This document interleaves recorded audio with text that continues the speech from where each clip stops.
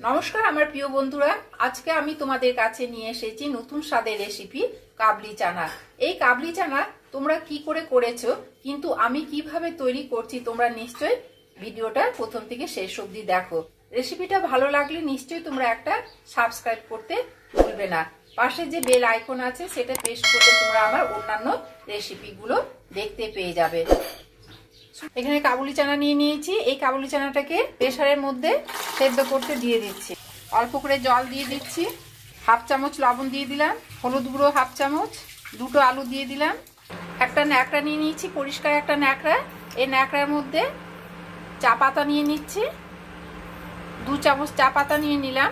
এভাবে চায়ের পাতাটাকে ন্যাকড়াটাকে ভালো করে বেঁধে চায়ের পাতা এই চানার ভেতরে দিয়ে দিচ্ছি।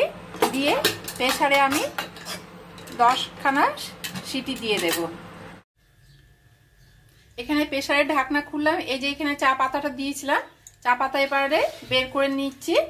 এখানে চা পাতা দেওয়ার কারণ হচ্ছে এই যে কালারটা আসবে, সেই কালারের জন্য আমি চা পাতাটা দিয়েছিলাম।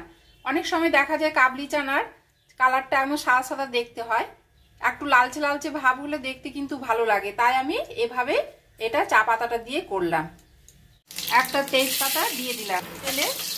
এখানে টমেটো কুচো দিয়ে দিচ্ছি, হাফ চামচ লবণ দিয়ে দিলাম, এক পেস্ট দিয়ে দিচ্ছি, রসুন পেস্ট 1 চামচ, আদা পেস্ট 1 চামচ, শুকনো লঙ্কা গুঁড়ো 1 চামচ, জিরে গুঁড়ো 1 চামচ। ভালো করে মশলাটা একটু নেড়ে চেড়ে নিচ্ছি। এখানে এই যে আলু সেদ্ধ করে রেখেছিলাম, আলু সেদ্ধটা এখানে দিয়ে দেবো। আলু সেদ্ধটা এই মশলার সঙ্গে বেশ মাখো মাখো হয়ে যাবে। 1 চামচ মিষ্টি দিয়ে দিলাম, জল শুদ্ধ দিয়ে দিলাম যাতে কালারটা দেখতে ভালো লাগে।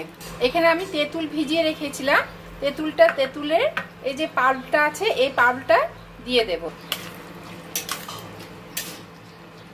চানাগুলো বেশ সেদ্ধ হয়ে গেছে, পাল্পটা দিয়ে দিচ্ছি। অল্প করে তেঁতুলের পাল্প দিয়ে দিলাম।